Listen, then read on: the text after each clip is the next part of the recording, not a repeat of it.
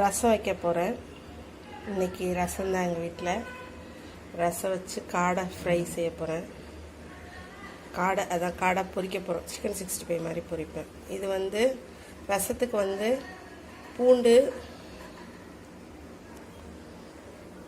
பூண்டு, பச்சை மிளகா, கருவேப்பிலை எல்லாம் இந்த உரலில் இடித்து வச்சுருக்கேன்.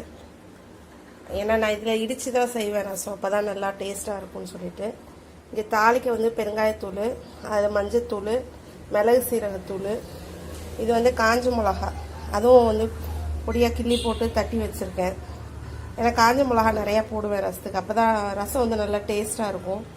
இது புளி ஊற போட்டிருக்கேன், அதில் 3 தக்காளி போட்டு வச்சுருக்கேன்.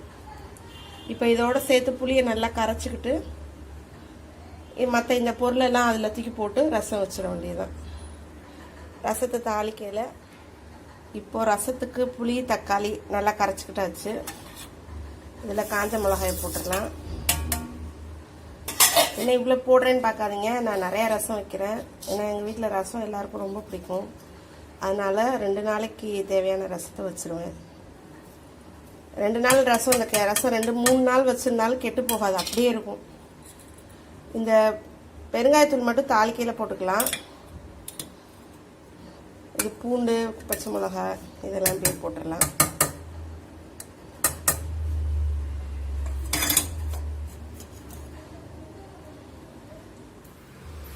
ரசத்துக்கு கடுகு மட்டும் போட்டிருக்கேன், அவ்வளோதான்.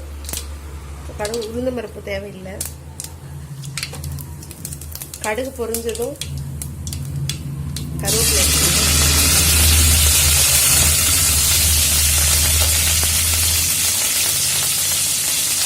பெருங்காயத்தூள் போடலாம். இப்போ ரசத்தை ஊற்றிடலாம். அவ்வளோதான், ரசம் தாளிச்சாச்சு.